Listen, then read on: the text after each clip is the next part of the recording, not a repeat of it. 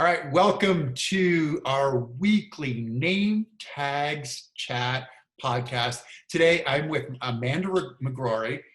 Easy for me to say. We were talking about before we came on, I felt like I was on the starting line of a marathon, wondering why I was on the starting line of a marathon. Amanda's won over 25 marathons, including Chicago 3 times, New York, LA, London. New York twice, LA twice, London twice. I like to do things twice.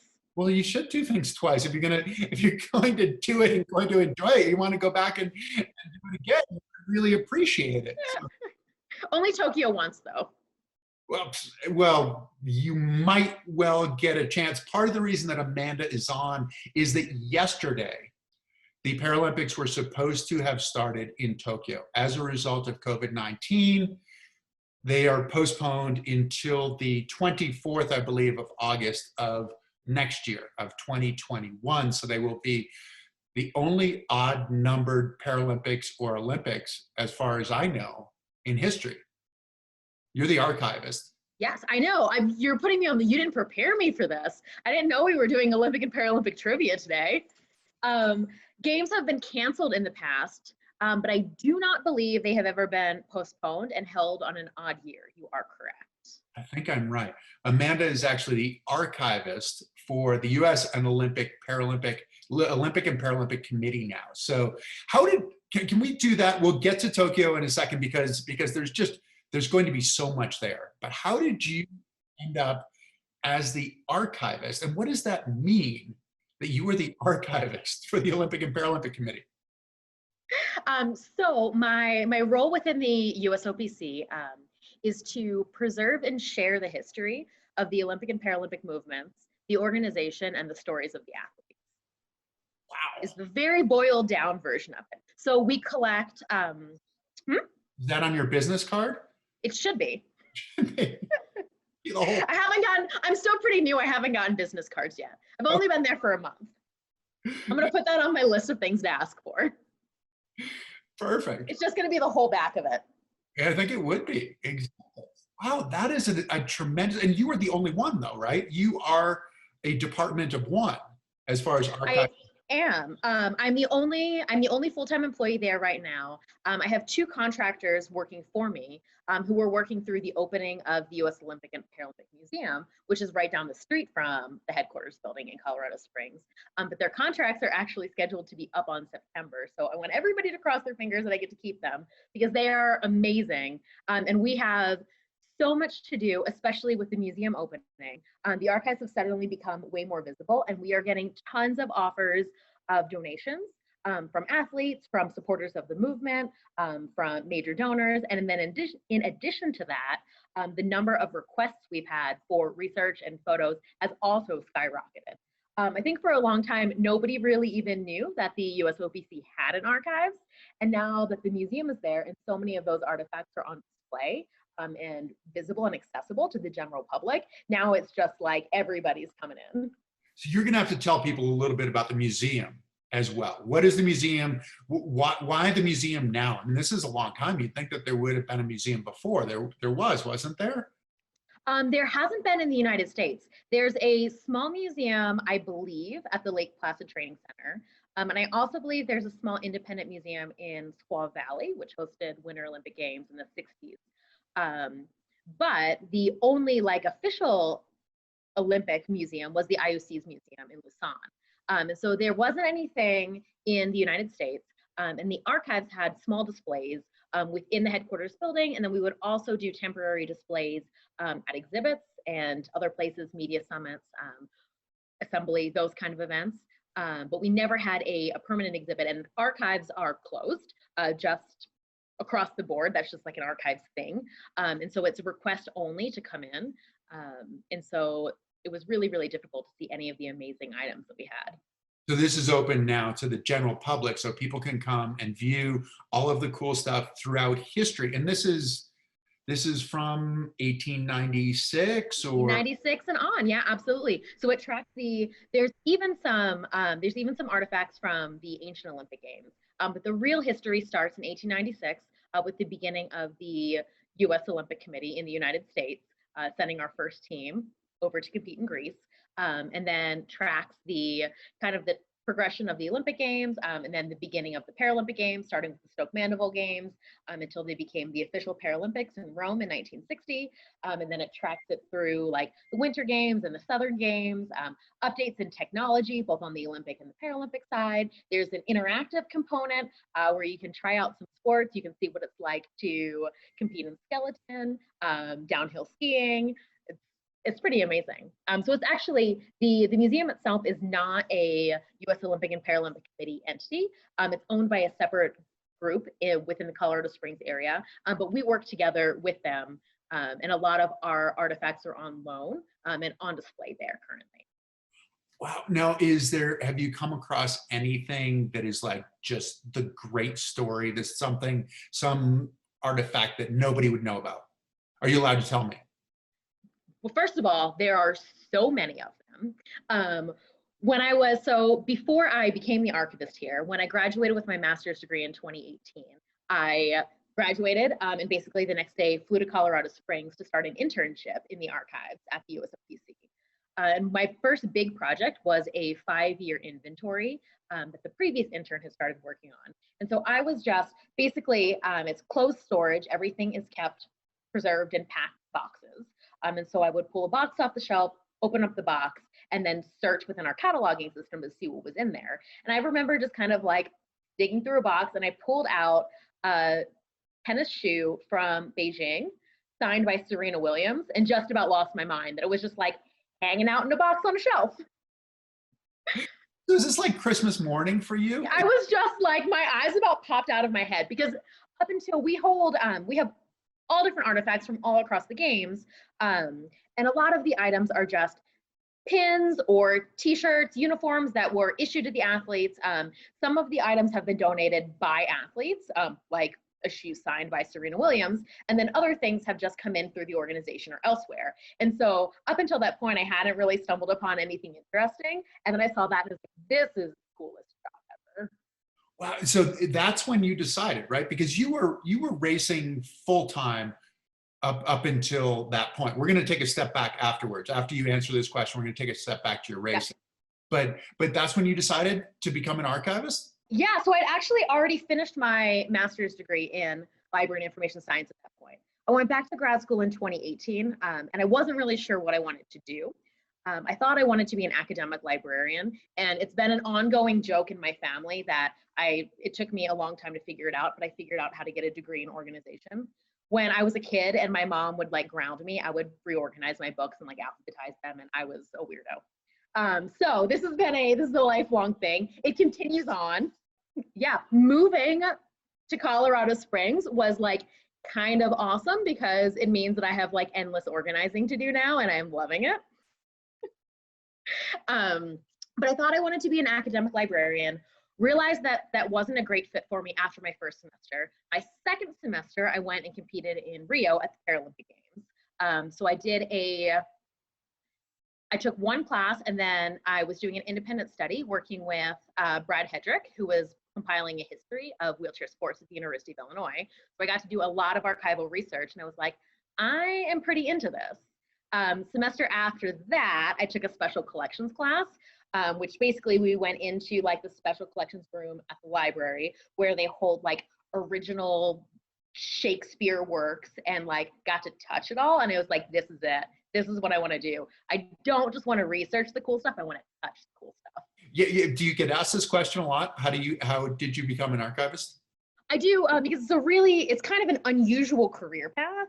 And I also picked like a very narrow field of study and interest by going specifically into like the history of Olympic and Paralympic Games within the United States. And it's just so happened that it all fell into place for me.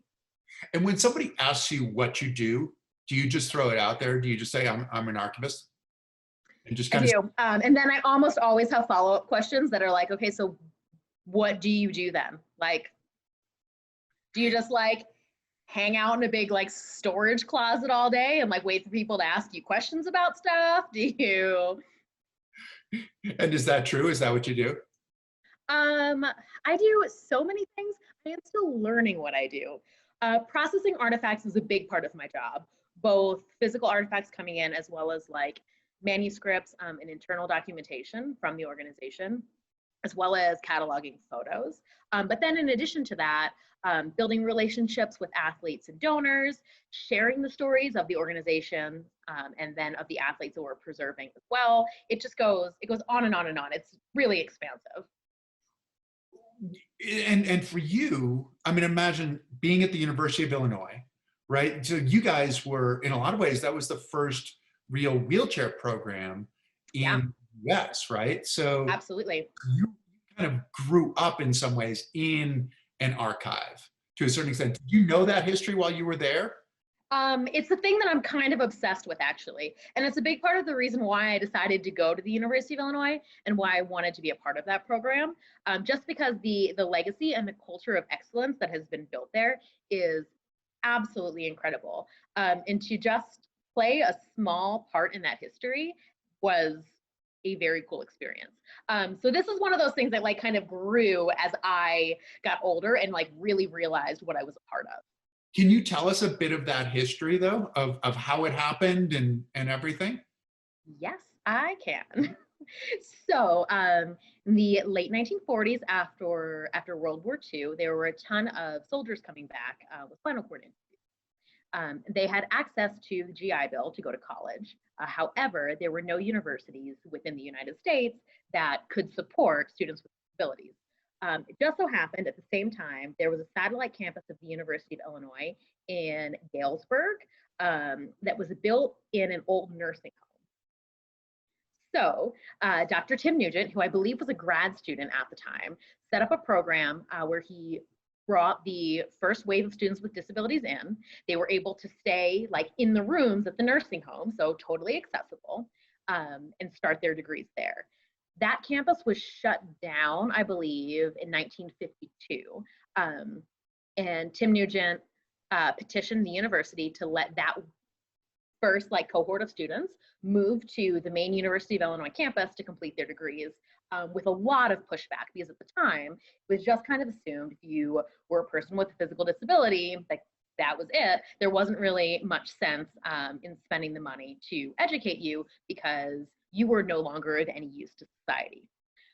So it became one of his really, really big goals to change that mentality. And so part of it was through education, and the other part of the program was rehabilitation through recreation, which moved away from the medical model of going in to see a physical therapist and do your rehab. And so a part of being included in this program meant that you had to participate in the sports programs offered through the University of Illinois Wheelchair Sports Program. And then it just kind of continued to grow and grow and grow from there. And this is happening at the same time as Stoke Mandeville as well, right? So Stoke it's happening at exactly the same time. Was 1948. So this is when we missed some Olympic Games, right? From 36 to 48, the 12 years from Berlin to London. Correct. And the Paralympics, or not that what became the Paralympics, Stoke Mandeville, started on the exact same day that the Olympics started. So it's about an hour north or so of London. But it started, and at that point, I read something at one point that 80% of paraplegics wouldn't live longer than 80% of paraplegics wouldn't live longer than 3 years. That is not at all shocking to me, especially because individuals at the time just weren't getting the care that they needed. And because the medical model was pretty much just, sorry, you have a spinal cord injury, you're no use to us anymore. And then they went and lived in a nursing home, and that was it. There was no physical activity, there was no mental stimulation, there was nothing. Right. And so you went to the University of Illinois. I assumed you went to the University of Illinois to race, but there was so much more for you there because you were a racer as well, right? A wheelchair racer. I was. So I actually ended up at the University of Illinois on a wheelchair basketball scholarship. I was recruited by Mike Frogley when he was there coaching the women's and men's wheelchair basketball teams. So I started playing basketball, and that was my thing. I had raced and played basketball from the age of 11, and planned on continuing on to do both. But I had kind of hit this like meh point with wheelchair racing. I felt like I was doing the training and it wasn't really paying off. I wasn't getting any faster. And at the same time, I was starting to get some attention from the University of Illinois, from the women's national team on the basketball side of things. So it's like, all right, well, maybe it's time that I'm going to switch over and basketball is going to be my sport. And then in 2006, our lovely friend Scott Hollenbeck bribed me to do a marathon, and here we are.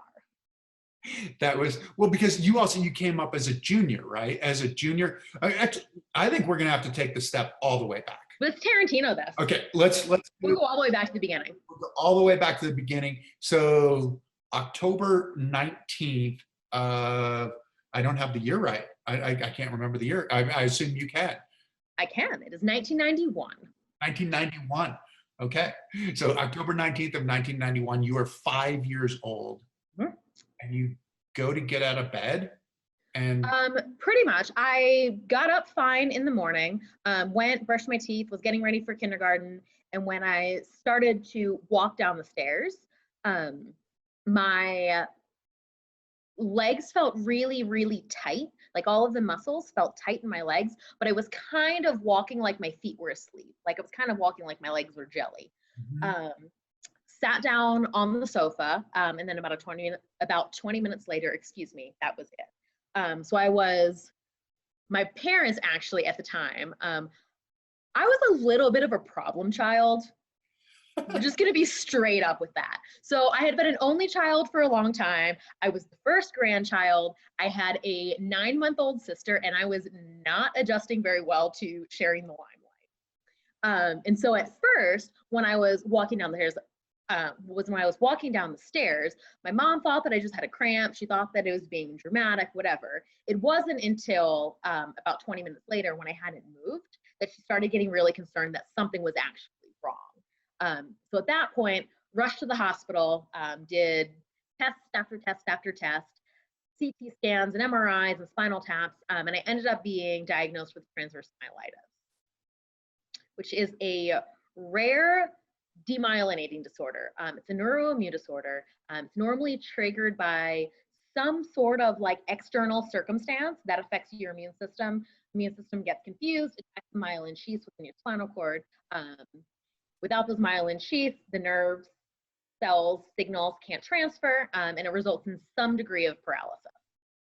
Well, it's interesting that you say that because I read about you, and Jeff Adams, who raced with us from Canada, had the same kind of thing, and similarly dramatic possibly to you, where his parents are like, what is this kid doing? Like, why is he acting this way? And going to the hospital, and they're like, no, this really is it. This is the way that it's going to work. And it was difficult. And you at one point seized control by not eating, right? That is correct. And this is something that I didn't talk about for a really long time because it was something that I was very ashamed about in my past.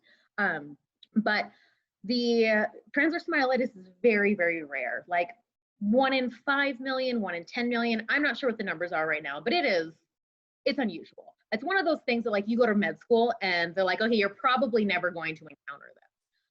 And they actually tried to convince my parents while I was in the ER before I'd even been admitted that when I had gotten up in the morning, instead of getting out of bed like a normal person, I rolled off of my bed into like a pile of pillows and comforters and stuffed animals that were on the floor. They tried to convince my parents that I had given myself a spinal cord injury, like a traumatic spinal cord injury by doing that in the morning. That's how like shocked everyone was by this, and they couldn't figure out what was going on. And so if doctors don't really have the answers and they're not able to give my parents answers to what happened, who's going to be able to explain that to a 5-year-old? And how are you going to make sense of it? Right. Yeah, exactly. And so for me at that point, the only thing that I felt like I could really control was whether or not I was going to eat something. And so I felt like everything else in my life was totally out of control. I was stressed out. I didn't know how to deal with any of this.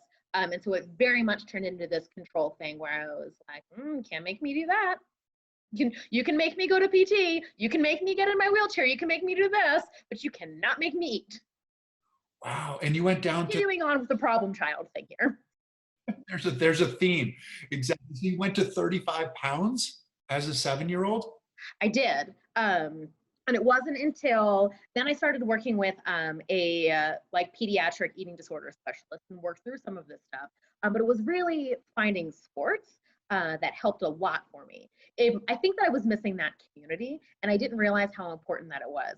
I never felt like I was ostracized or not included with the kids at school or my able-bodied friends. But at the same time, I was dealing with other things and going through things that they couldn't relate to and couldn't understand, and I couldn't articulate because I was a kid and I didn't know how to describe that. And so sports for me really started as a social thing, and it started as an opportunity to build that community, become a little bit more independent, a little bit more confident, and then also like have this like other group of friends that could relate to some of those issues that my parents, my siblings, my friends at school couldn't. Well, to have peers effectively. Exactly. Yep, it was that peer group. And how does that work? Because I never went through the junior part of it. Like junior nationals and track is this huge thing where it's a social thing and the families come and all of that. And you get to see people, but you get to see people on a fairly regular basis, like weekend by weekend, or is it a big thing once a year kind of deal? So it depends. One of the hardest parts about being involved in adaptive athletics is that it's a small community, right? And so there's little pockets around the country that have really great programs and lots of support. But if you're not close to one, you're kind of out on your own. And also, like, just because you have a program close to you doesn't necessarily mean that there's other surrounding programs where you can interact with other people. So I was lucky growing up on the East Coast, being a part of a program from Philadelphia. There's a really well-established kids adaptive sports program in Baltimore through Kennedy Krieger Institute. There's a couple in the New Jersey and New York area. And so I had this like kind of tri-state mid-Atlantic area group of kids, probably like 100 of us between all of the programs. And each program would hold a race on a weekend over the summer. So from like May through June, every weekend, we were going to North Jersey, to Baltimore, to Philadelphia, and I was getting to compete. And then that all culminates with junior nationals at the end of July, where we would fly usually somewhere fun and exciting, like Phoenix or Seattle. And then I would get to see all of my other competitors and all of my other friends that I only got to see once a year. Now, did these end up becoming like your best friends, or were your best friends at school, or was it a mix of the two? How did that work? It was definitely a mix of the two. And it was fun because there was a little bit of crossover for me as well. And so I remember being in high school, going to basketball tournaments or to races, and I would invite some of my friends in high school, my cousins, some of my able-bodied peers to come and like be a part of the race, meet some of my other friends. And that was an awesome experience for me also, to be able to kind of like mesh those two worlds together. Basketball is one of those cool sports that your friends, if you have extra chairs, can then jump in and play basketball, and they don't realize just how much their hands are going to get beaten up. Right? Oh yeah, absolutely. Or how much it changes not that it's like really, really hard to shoot from a sitting position, but it completely changes the trajectory. Yeah. So that is the thing that everyone is always the most surprised about. Even like my dad, the first time he sat in a basketball chair, he's like, oh yeah, this is easy, and shot it straight over the backboard. And you were perfectly fine with that. You're okay with your Absolutely. I was like, yeah, you think it's easy? Does it really come out for a jog with you too? That would ruin it. That's true. Absolutely. I mean, I've had numerous friends who have said that to me. Oh, I'll come for a jog with you. I'll come run with you. Yeah. I took my dad a couple years ago, actually. I was home for a couple weeks. So I took my dad out on a jog with me on a bike. Mm-hmm. And he moves at cruising speed and only cruising speed. So this was our one and only jog together, because it is really, really hard to roll at like 5 to 7 miles an hour in a racing chair. I don't know. I saw some of your 5,000s on the track, the 5,000 meter finals. It looked like you guys might have been going 5 to 7 at some point. You are not wrong. That's absolutely true. I didn't like it. I can't say that I didn't think you would, but this could be training, because you never know what might happen. That's true. You never know what's going to happen. So back to the Scott Hollenbeck thing. As a junior, you were really a sprinter though, weren't you? I mean, it was like 100 meters was the real race, wasn't it? Yeah, as I got older, I started to move away from the 100 into some longer stuff. But this was really this was the biggest part of my problem when I got to college, is that I thought that I was meant to be a middle distance athlete. I thought that I was going to do like the 400, the 800, I don't know why I can't talk today, maybe the 1500, but that 800 area was really going to be my spot. And it turns out I'm just not very good at those distances. So as I started stretching to longer and longer distances is when I started to discover that like I started making improvements and I started kind of finding my niche. But my coach at the University of Illinois, Adam Blakeney, was and is good friends with Scott Hollenbeck. And the two of them hatched a plan because they thought that I was going to be a great marathoner. So they came up with this ridiculous story about a training camp and that I could go, but I could only go if I agreed to do the Colfax Marathon. And if I won any prize money, I had to turn it back over to Scott to cover my admission fee for the camp and on and on and on. And so I was just like, okay, yeah, sure. Nobody's ever going to follow up on this. Well, it turns out they did. And it turns out that I had to do a marathon. And it turns out that I wasn't bad at it. So joke's on me because they were right. And I learned about a year ago that this whole like had to do the marathon, turn over the prize money. It was all like this fabricated, made up story that they were never going to enforce on me, whatever, in any way. This ruse, yeah, I can't imagine. It was a ruse. That's the word. I mean, Adam is, Adam is as honest as things. I mean, Scott is honest as well, but Scott might scheme a little bit to get you in there. Scott did most of the talking here, to be completely honest. I find that surprising too. Scott never does most of the talking. So I did my first marathon. It was Colfax Marathon in Denver. It was at altitude. The last 9 miles were a climb. There were like 400 meters of grass in the middle. I remember dodging geese. I was like, this is terrible. People who do this are maniacs. I am never doing another marathon.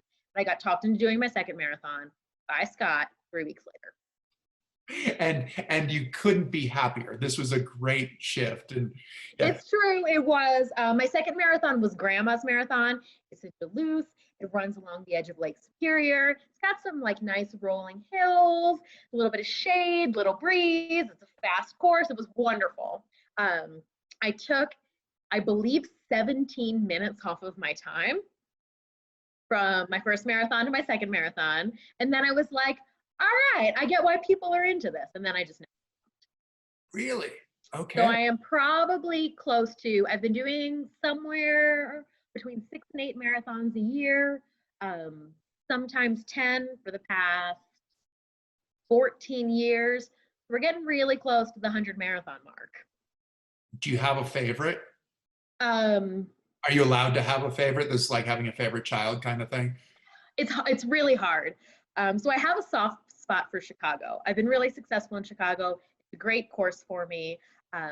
Living in Champaign, Illinois for 16 years, it was kind of a hometown race. It was always fun to go up there. And I have a great relationship with the organizers of the race, but also being in Champaign for so long, so many students from the university are Chicago-based or end up in Chicago after they graduate. So I would just see friends. People would have like "Go Amanda" signs. So it was kind of like doing a race in my hometown. The first big race that I ever won was the New York City Marathon. So that's got a little bit of a special place in my heart as well. And because Grandma's was my first race that I like loved, anytime somebody tells me they're thinking about like trying a marathon and getting involved, that is my recommendation. I always say that Grandma should be the first. Really? Okay. So it's interesting to see how that works. The hometown thing. You've done Boston too, I assume. I've done Boston. Boston's also, so I'm tiny, right?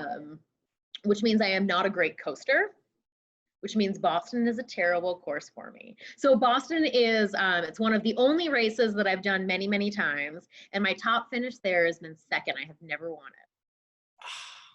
Well, I've done it a few times and I've never come close to second. So I don't feel too badly for you. We were talking about it. I think that the last time, I think my last Boston you said was going to be your last Boston, and you beat me by 11 minutes or something like that. So and I thought it was a fairly decent time. I was pretty I was happy to average 15 miles an hour for Boston. That to me is like, okay, that's not bad. But so you don't coast well, but you do climb well. I don't coast well, but I do climb well. And my downhill overspeed is pretty good, so I can push up to 27 or 28 miles an hour. But once you hit a certain speed, your arms can't keep up with the rings anymore. Then it is based on gravity to pull you downhill. And being 4 foot 11 inches tall and 95 pounds, I don't have that much gravity. Momentum, mass, whatever we're talking about. Physics, I don't know how it works. But the point is, there's not a lot pulling me down the hill here. Hold on, your Team USA bio is a little bit different. It had you listed at 5 feet and 90 pounds. I think that 5 feet sounds better than 4 foot 11, and nobody can tell anyway. So sometimes I think my license is 5 feet. But so that was probably, my weight was probably accurate at the time. But prior to the Rio Games in 2016, I had kind of hit a bit of a rut with training. I went into the London Games in 2012 with really high expectations, none of which I met. So I came out of Beijing as a 4-time medalist, came into London as a defending Paralympic champion, as world record holder, was 26, very young, very confident, and was just like, I race and win medals. What do you do? Turns out that I race and sometimes I don't win medals. So it was a really, really rough games for me. And I came back to Illinois afterwards and was just continuing on training, continuing racing, not really seeing those gains. It was the same problem I had when I was in high school, where I felt like I was putting the work in and I just wasn't really seeing any of the results. So 2015-ish, end of 2015. Hold on.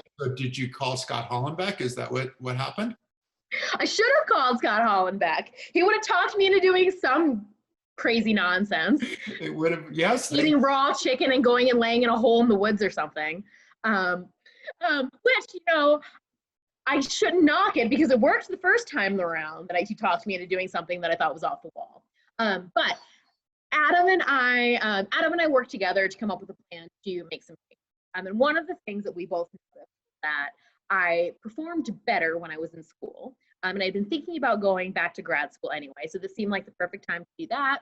We made some changes to my training plan. I switched up my stroke. I went from a flat glove to a more curved glove, which changes the way you contact with the ring and changes some of your power transfer and all that technical stuff. But I also worked with the nutritionist, Liz Broad, who was with not the University of Illinois, excuse me, with the USOPC, to try to gain some weight. And she had written me a muscle building, protein heavy vegetarian diet that required me to ingest mass quantities of food that I just could not do. Like, there was absolutely no way, there just wasn't room in my body for the amount of food I needed to eat in order to get enough calories in. And so we kind of went back and looked at what I was eating.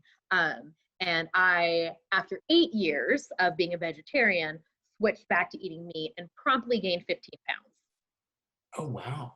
Interesting. So I know that it's different for everybody. The vegetarian diet works great for some people, but for whatever reason, I just wasn't able to get the right nutrients, the right amount of protein that I needed into my diet in order to gain some weight and gain some muscle. So that was definitely one of the biggest things to change. It just gave me a little bit more mass, both like body fat and muscle, which kept me warmer during the races. And also just gave me a little bit more power and a little bit more reserves to have some more energy going long distance. Which I'm going to take you in an interesting direction, hopefully, on this one. But it becomes functional strength. It's functional mass, right? Exactly. In one of your blogs, you were talking about the inspirational tag versus functional diversity.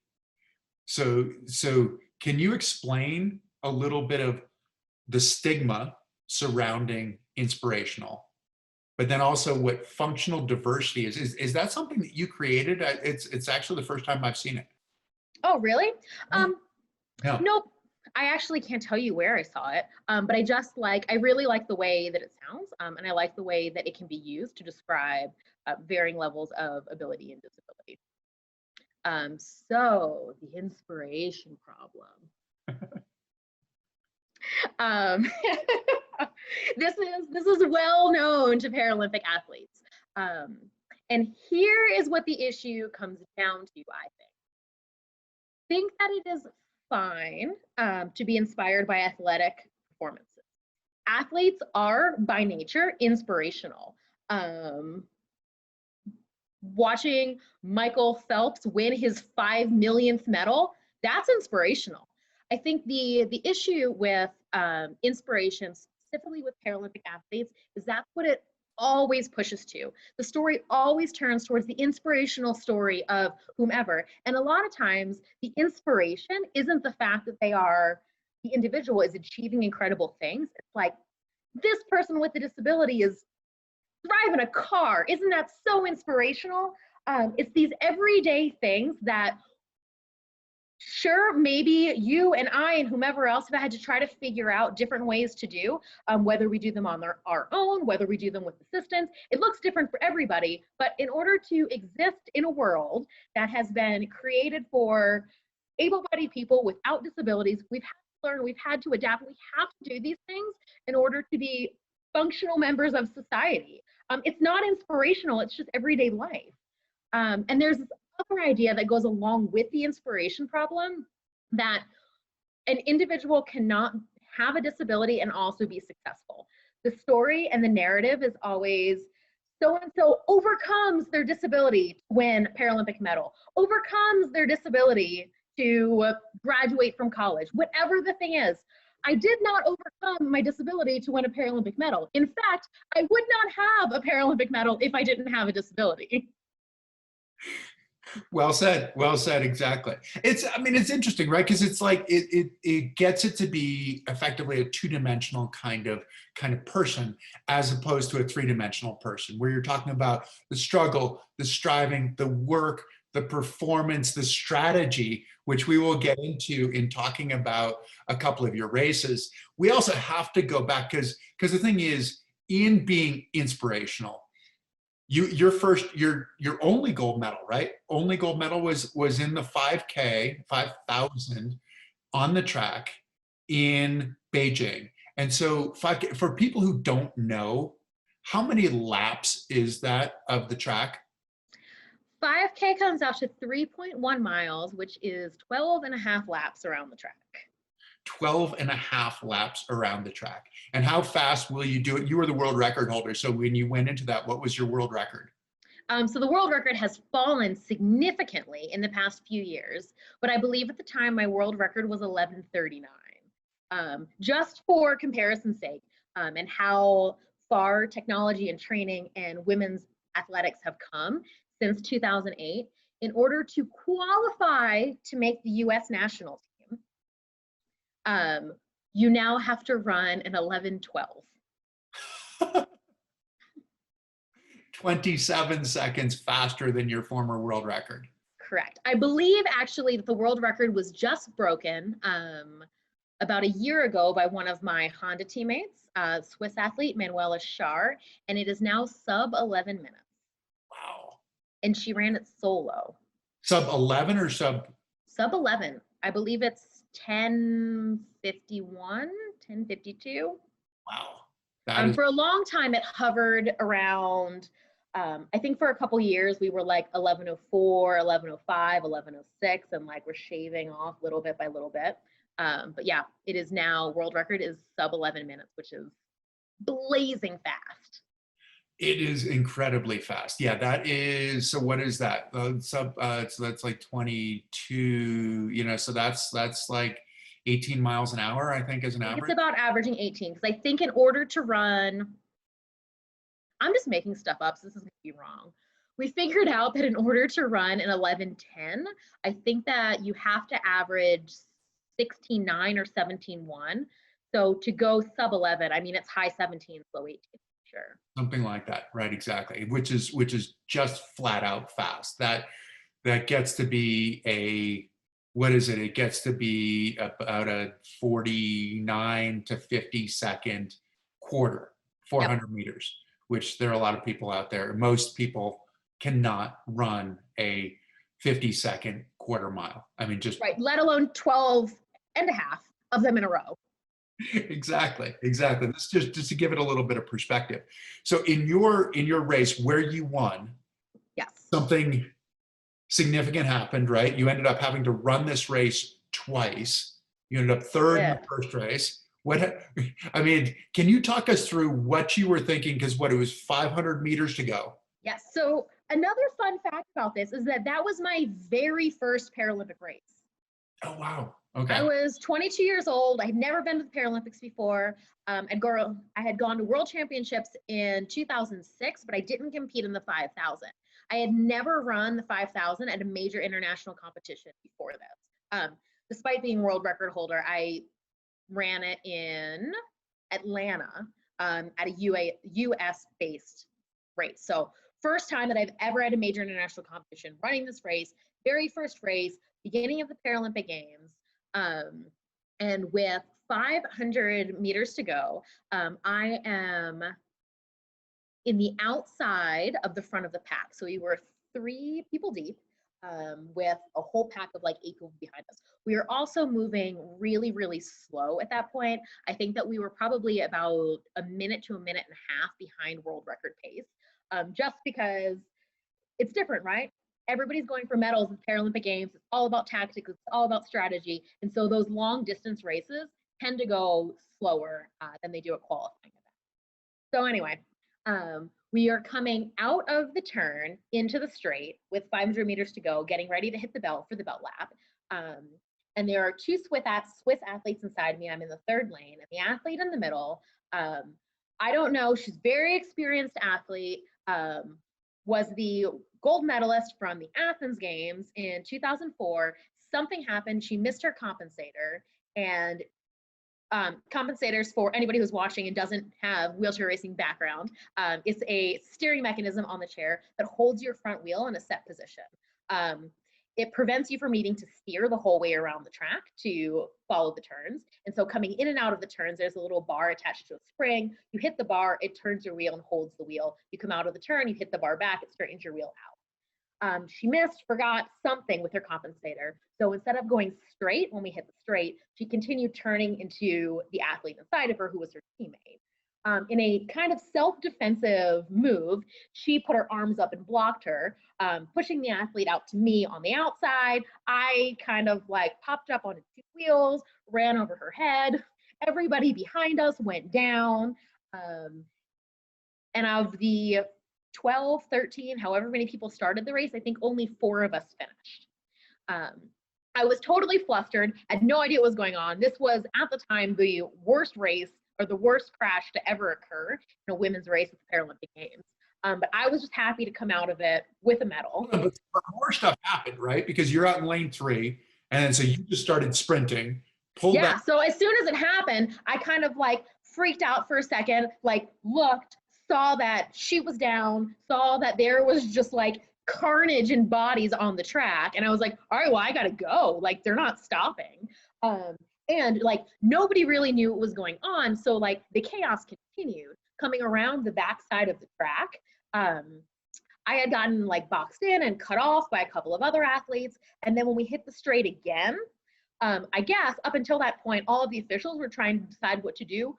So as the like remaining 3 or 4 athletes are coming around the turn, that is the exact moment that the officials decide to start running out on the track, trying to like move equipment and help people. So we're also like swerving around like racing chairs, people that are still on the track trying not to move so they don't get in the way, officials that are like panicking and not knowing what to do. So yeah, basically I was thrilled. I finished the race. I was still like on 3 wheels in my racing chair. I was like, cool, done. Let's never do that again. Tomorrow. Got off the track, went underneath of the stadium to where you prep for the medal ceremony, and got a phone call from the head coach who was like, Amanda, just want to let you know that I'm protesting your race. And I was like, why the heck would you do that? And they did. And he did, and it went through. Yeah. So before the medal ceremony, I already knew that we were rerunning the race.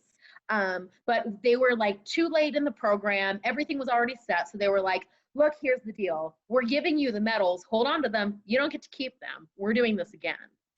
So I knew this as I was like sitting on the medal stand with my bronze medal on, finished the race. My parents met me underneath the stadium. They were like absolutely thrilled. My mom made me take a million pictures with this medal. She put it on, my dad put it on. There's like random people under the stadium that they're calling over to take pictures. It was this whole thing, and the whole time I'm like, I have to give this back. How am I going to tell her that I have to give this back?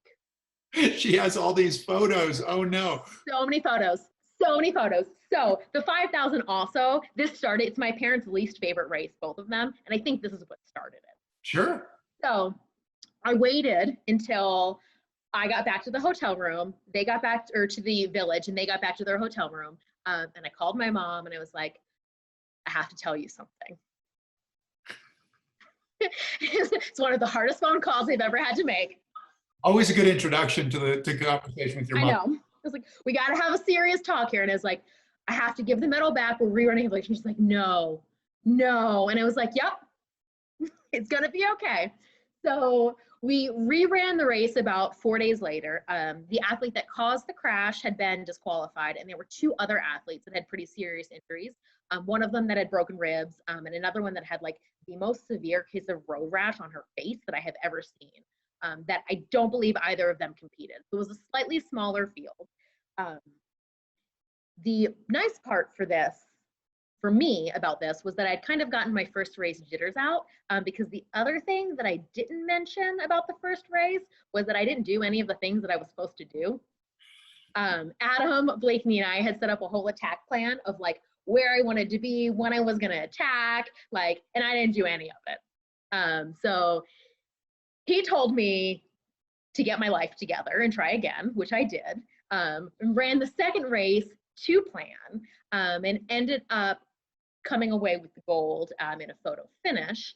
And I would like you to know that the entire time we were lining up for the race and warming up, my mom sat looking through the photos that she had taken of me and the family of my previous bronze medal, fully convinced that this was my one and only shot to win a Paralympic medal, and I was never going to get another one. Lamenting all that you had lost. Okay, so you sort of, you diminished the drama on that though. I mean, you said you won in a photo finish. Can you talk us through the last 400 meters of what's going on in this race? Do you remember the last 400 meters? So, kind of, sort of. What I can tell you about this as well, remember how I just said that the first race, I didn't do anything that I was supposed to do. Adam Blakeney told me to get my life together. Mm-hmm. Well, I only did that about 75% of the way. Okay. Well, that's reasonable though. So one of my strengths as a young athlete, and it still is my ability to hold a very high speed for a very long time, especially if the conditions are good.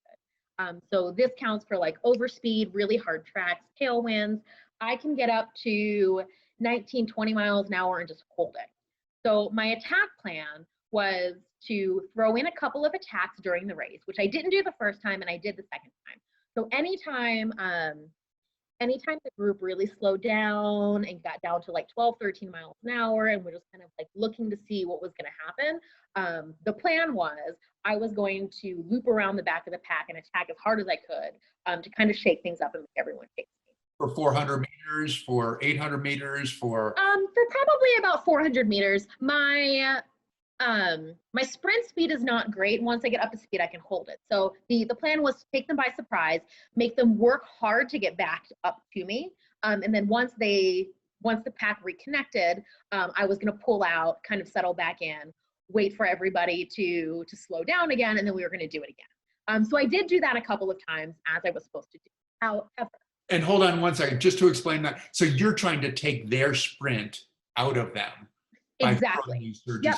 And it's always better to be on the offensive here than the defensive. You always want to be the one attacking if you can, because it's putting you at an advantage. You know what's going to happen. It's just like if you know when the gun's going to go off and no one else does, it gives you that split-second advantage, where you're making everyone else react to you and panic and throwing them off of whatever their race plan was.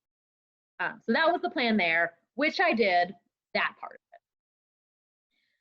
Second part of it because I am great with a tailwind and not so great with a headwind, we always wanted to, and still do, I like to set my attacks up. I feel like I'm telling all of my secrets, but I've been doing this for like 16 years, so everybody knows by now anyway. I always want to set my attacks up so that I am attacking with the tailwind and then holding my speed, ideally through the headwind. For someone who is super powerful, for example, my teammate Tatiana McFadden, she wants to do the opposite. She is so strong and so powerful in the headwind, she can excel into the wind, and then all the little tiny chicken wing people like me who cannot keep up, she'll pull away, and I won't be able to react to that. So anyway, wheelchair racing 101. But because of the way the wind was on the track that day, I was going to have to do a 600-meter sprint to finish the race.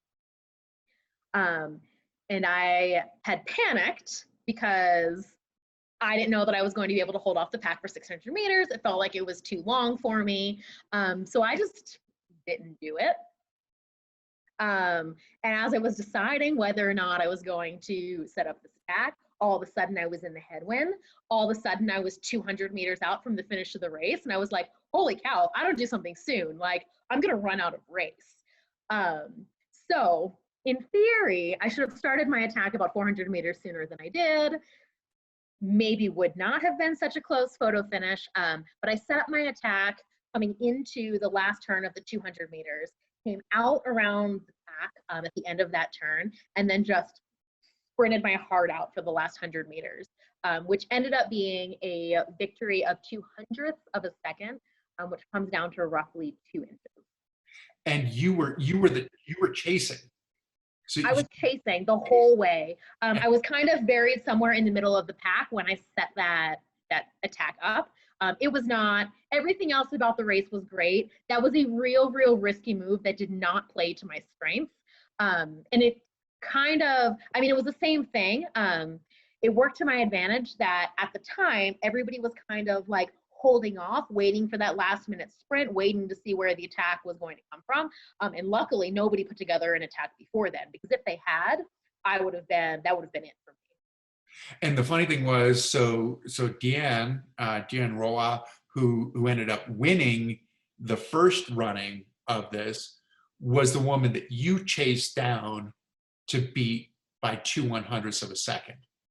That is correct. So actually, the 3 medalists from the first race were the same 3 medalists from the second race. We just exchanged colors. So did you actually have to give, oh, so you have the bronze, here's the bronze.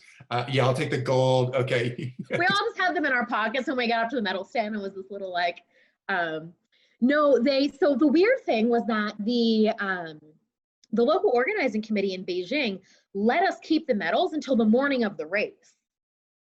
Okay. So we did the medal ceremony. I had the medal. It was in my possession until that morning going to the track. And then we turned them over to like our head coaching staff.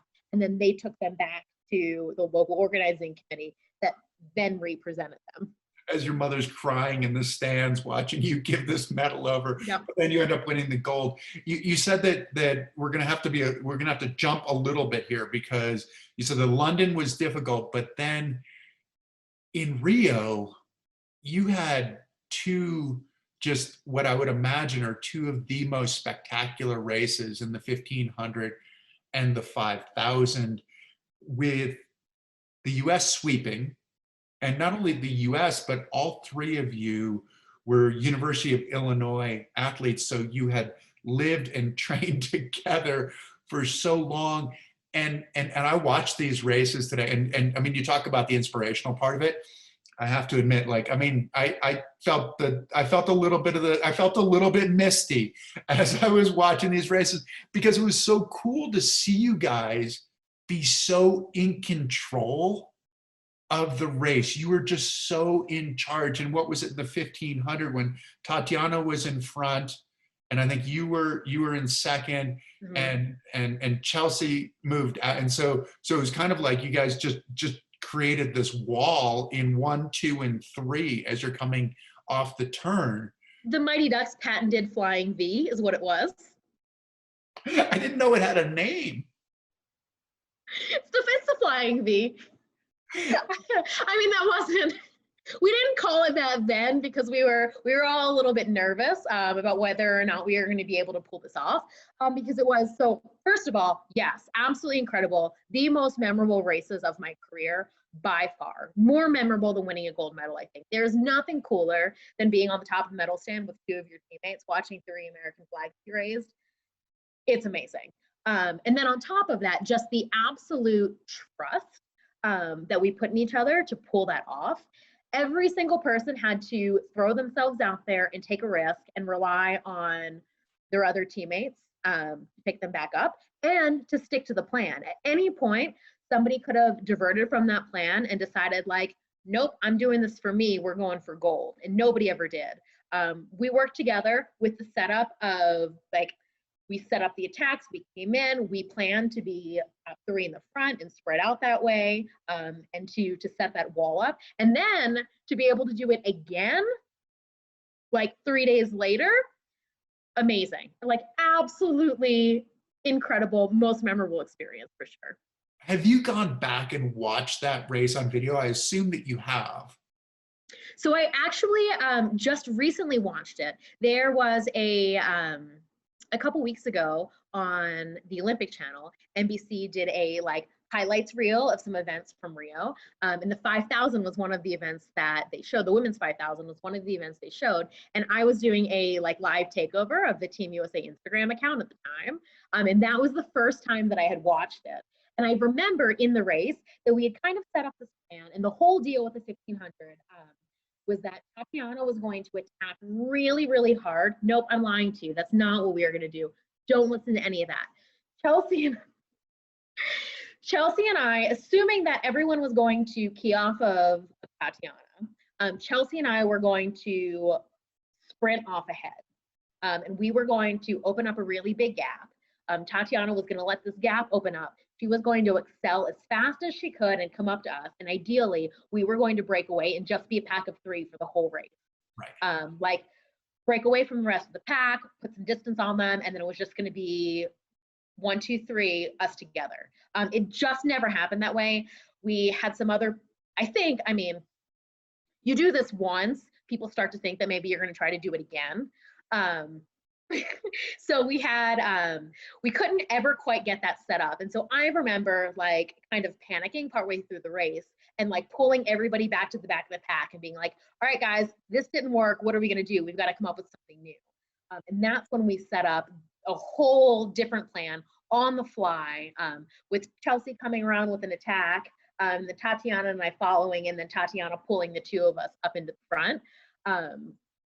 And I cannot believe we pulled it off. Watching it, I was like, once again, my parents were also watching this. My sister informed me that neither my mom nor my dad agreed to watch the entire race. They just sat backwards covering their faces, even though they already knew how it ended. You know what? I was looking at your bio, and then I was watching the race afterwards.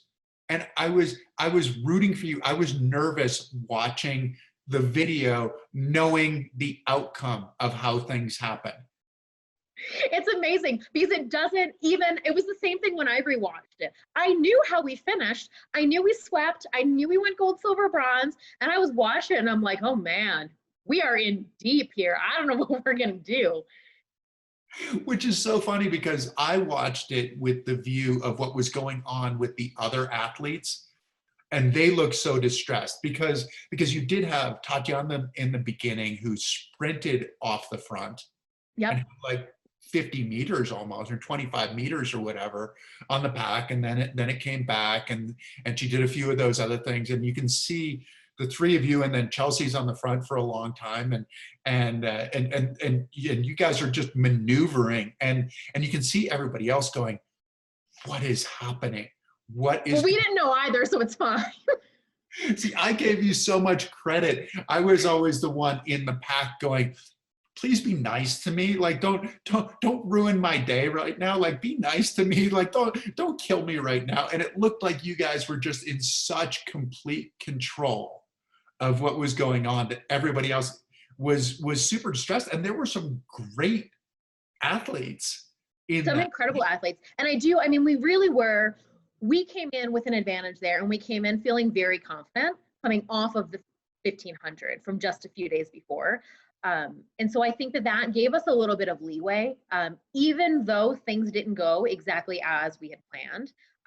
We all knew that we were smart enough, we were strong enough that we could pull together something on the fly. We tested out a couple of different things, but knowing that we had that sprint and that power at the end, I think is really what gave us the confidence there to just try something like totally off the wall that wasn't at all planned.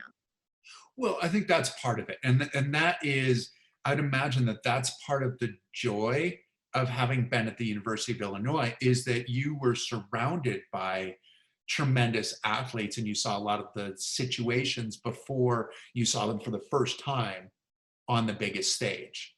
Absolutely. And I also have to say, like, the coolest thing about being in one of those situations, like, I know those girls. I know how hard they train. I know how hard they work. They're out there every single day. I know how they move. I know how they're going to set those attacks up. And it's the same for them about me. And so it puts us in this position where we know each other so well. We've been working together and training together so long that it just kind of, we just slip in and slide and it just fits together. Do you feel like you had an advantage by virtue of that training and just having been around more chairs than most people? I do think that we are, as a group, the entire University of Illinois group is particularly comfortable in a draft at high speeds. And I definitely think that that's an advantage, but I also think too that just that, more than anything, it's that level of trust. Knowing that they're there, and that they are, I mean, it's still racing, it's still every person for themselves. But if I'm in a position where I can help one of my teammates out, absolutely, every single time I'm going to do that. And that's not a thing that a lot of other athletes have. And especially in a race of the 5,000, where you do have to, I mean, it's a pack race. There's different people taking turns at the front. There's different drafting. If you have two other people that you know that you can trust and you know you can set a plan up with, you're automatically an advantage to someone racing solo. Well, you also know how to help them too, don't you? Absolutely. Versus Yep. other people. Because some other people who might not have as much experience could try to help somebody, but it doesn't work as well as they might have conceived it in their mind. Exactly. And it puts us in positions too where if I'm racing with Chelsea and Tatiana, Susanna, any of my teammates from University of Illinois, I don't worry about getting boxed in. I can run a risky move to see what's going to happen, because if I end up there, they'll make space for me to let me out. And the same thing goes both ways. That was in your, what was it, the Mighty Ducks Flying V? Is that what it was?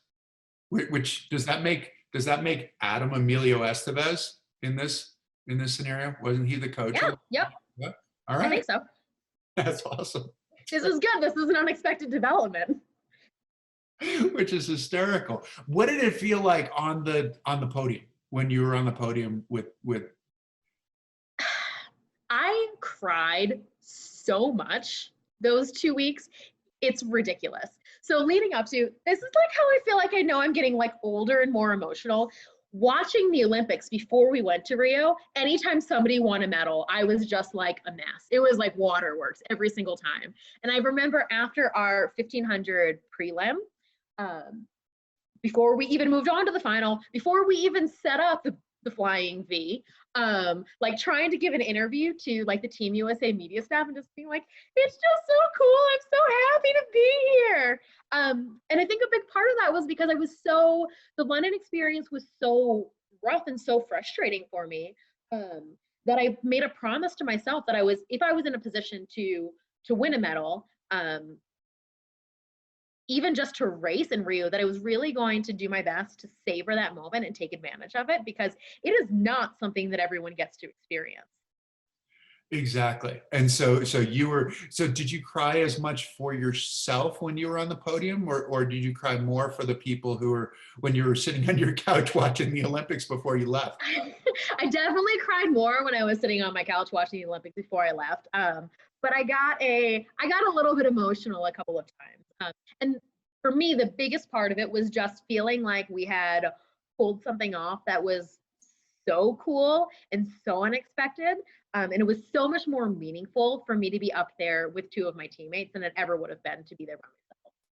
So we've had a couple of questions, a few questions that have come in for you. So first question, do you use a power meter when you train? I do not use a power meter when I train.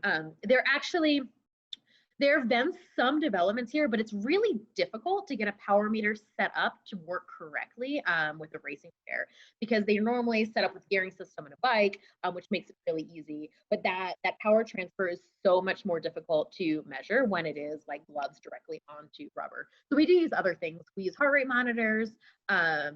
We track our time and our distance, average speed, mileage, all of that. Exactly. And there's who was it? Corey McChesney was saying asking how you are, which I'm assuming you're doing well, but how are you? I'm great. We actually didn't talk about this too much, but the postponement of Tokyo was a really big thing, and it's changed things a lot for me. I feel like my life has gone like 9 different directions and had all of these like really dramatic changes in the past 6 months. First, like holding off on like professional and personal goals to pursue things with Tokyo, then this opportunity with the USOPC arising, and then planning on like applying for this job and starting after Tokyo, then with the postponement starting before Tokyo, moving to Colorado, then it being like a partially remote setup, so possibly continuing to train, Tokyo possibly still being on the table for next year. But basically, yeah, I'm good. How is your training? Are you still training, and what are the thoughts, and what's the emotional part of not having Tokyo, of having to recalibrate? Ooh, so training is good. It's different. I've just been getting settled in here. And I knew that it was going to be different, and I knew that it was going to be harder, because a big part of, one of the biggest advantages to being in Illinois is just having 30 wheelchair racers to train with every day. There's a level of accountability there. There's a level of motivation, and you show up every day at 8 o'clock ready to go, and ready to push yourself. And it's a little bit easier to fall into those habits where you sleep in a little bit later, you take some time off when you're training by yourself. So I'm set up, been working with the paratrack and field team here in Colorado Springs to get set up with some equipment in my garage. Met some friends up in Denver and did a push in Wash Park over the weekend. And so I'm starting to settle in and get back into all of that. So that's been good. For Tokyo postponement, that was a big thing for me, because I had been planning on retiring from the games anyway after Tokyo anyway. Tokyo would have been my 4th games. And that feels like a good number to me. I feel like I'm getting old. And it's always been really, really important to me. And Chris and I talked about this a little bit before. It's been really important to me always to be in control of my retirement, and to have the power to make that decision. And I never wanted to be stuck in a situation where I was being pushed out of the sport, either because of injuries, because I wasn't healthy, because I wasn't able to hit the times and make the standards anymore. I wanted to make the choice. I wanted to mic drop and be like, done. So this has thrown a wrench into that plan a little bit. But I am hopeful that it's going to happen.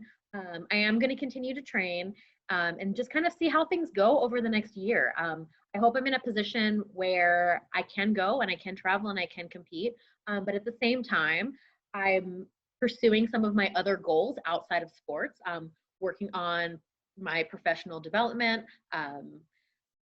building my career. And so I'll feel that loss and I'll feel that hole. But I think that this role, particularly at the USOPC, allows me to stay involved with elite athletics without actually being an elite athlete, and be a part of that movement. And so I think that that's a good compromise. This is my dog Calvin, by the way.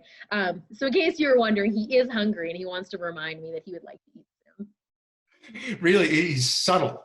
Yeah. Subtle that way. Yeah, my dog will just bark at me and poke me in the side. She'll come up and spear me with her nose, and that means she's. Oh, are you going to sit here now? Okay. Okay, this is the way it works. Have you been in contact with other athletes, or how are other athletes that you know dealing with the postponement of the games? And because it's postponement, but it's like It changes your training. It changes you're trying to peak for something, but it also, you're not able to compete right now, right? I know, and that's definitely been the biggest thing. Okay, buddy, especially for athletes that really rely on prize money and on endorsements and on sponsorships. This has made that really tricky for them. And I know that it varies from sport to sport, but for the most part, I have to say that the University of Illinois group with wheelchair racing has been pretty lucky. It's changed the way that the group has been training. We don't have access to the gym anymore. We haven't had access to the university's track, but there's nothing stopping you from hopping in your racing chair and going out for a long push on the road on your own. And so that's been one of the best things. But I also think I've talked to a lot of people, and I think that it's really given people the opportunity to, this is only a little bit distracting. It's really given people the opportunity to kind of step back a little bit and see what their goals are and what they want to do and where they want to go and kind of reassess those things. And also to just focus on training and getting back to racing, training, competing because you love it. Well, not competing, but being able to participate in the sport and work on some of those things without the pressure of competition and just kind of like recenter, that's been a really nice opportunity actually. Interesting. It sounds like you're talking about more mental health with the athletes right now, where I would assume that there was exactly the opposite, that people were so distressed that they didn't know where they were going. There was so much uncertainty and they couldn't plan or progress potentially. But it sounds like you're seeing something that's entirely different. Well, I think it varies too, right? But I also think that, and my experience is coming specifically from students and athletes in a university program. And under the guide of our fearless leader, Adam Blakeney, who is notoriously level-headed and really, really good about these things. And he is realistic always with athletes that the Paralympic Games are great, but that is not your future. The number of athletes, able-bodied, with disabilities, whatever, that actually make a long-term career out of athletics is very, very small. And so knowing that at some point you're going to hit retirement, you're going to have to move on to something else, and being realistic about that I think it's been really, really helpful for students in the program and those transitioning into like other areas of their lives and careers. So I do think that it varies, but I think that we've been really lucky as a part of the University of Illinois program to have a ton of support there, to be able to continue training and then also focus on work goals, school goals, and other things outside of that too. Yeah, and I'd like to reinforce that point where Adam Blakeney, I raced with Adam, and he is the most level-headed person that you've ever met. But I mean, just an amazing coach and such a thoughtful and caring and insightful guy that having him as your coach means that you can take a lot of the emotion out of it because he's helping you through in such a logical way that you go, oh yeah, this makes sense. This is going to be an opportunity. This is a good, healthy way for me to move forward. So yeah, that is awesome. Well, we hope that we get a chance to see you next year. But if we don't get a chance to see you on television next year, we'll have to come to the museum and possibly we'll get a chance to see you there. Are you actually there, or are you behind the scenes, or how does that work? So I'm actually at the headquarters building in downtown Colorado Springs for the USOPC, which is a couple blocks away from the museum. But I have an exhibit at the museum, so it's kind of like seeing me. Okay. Well, you also, and you are on the wall of, yes. You have a photo on the wall at the offices as well. So I have a photo, I lied to you, but I have a photo on the wall of the training center. Of the training center, okay. There's a mural in the cafeteria, and I am larger than life. Are you really? Awesome. I will have to check that out the next time. I did go visit you on the 4th floor the other day. You did, so it was the 4th floor. Okay. It is the 4th floor. And the next time you're there, you have to sign it. Oh no, I did sign it, I think. Did you? Oh, you must have. I must have missed that then. Yeah, Charlie had me sign it a couple of years ago. So I actually have a mural on the 4th floor of the offices, the USOPC offices in downtown Colorado Springs, which is pretty cool. And it's also, you talk about the things that you do well and the things that you don't do well. The thing that I did not do well in skiing was air. And this is this most spectacular blue skied, it was the biggest air that I'd ever caught in my life, and it landed and everything was perfect, and now it's immortalized on the wall. So I'm like, thank you for showing people my one moment of being good at this one thing. So Amanda, this has been such a pleasure. Thank you so much for joining us and for talking about all the amazing things that you've done. We look forward to seeing how you progress in your career too. This is going to be fun. I can't, I don't know that I don't know that I've ever known an archivist. So you're my first. This is. Well, I'm happy to be your first archivist, and I'm going to continue brushing up on my Olympic and Paralympic trivia. So the next time you blindside me with a question, I'm going to be ready. Okay, that's good. That's good. You should do that, because I might just blindside you the next time too. Well, thank you so much. Thank you for taking the time out. We'll let you get off and feed your dog. Thank you all for joining us on the Nametags One Revolution chat podcast. You can also, if you didn't catch the whole thing and want to catch it, it will be on Facebook Live. You can go on to, actually it'll be on the One Revolution page on Facebook, or you can go to the One Revolution channel on YouTube. So thank you very much. Next week, we are going to do, actually, it's going to be a really cool tribute next week. Next week would be the my mother's 73rd birthday. And we are going to celebrate with Donna Moore Volpetta, who created the Nametags program with me. And we're going to talk about the resilience that you learned from your mother. So it's going to be a great one. So tune in next week, and thank you so much for joining us. And Amanda, thanks again, and take care. See you later.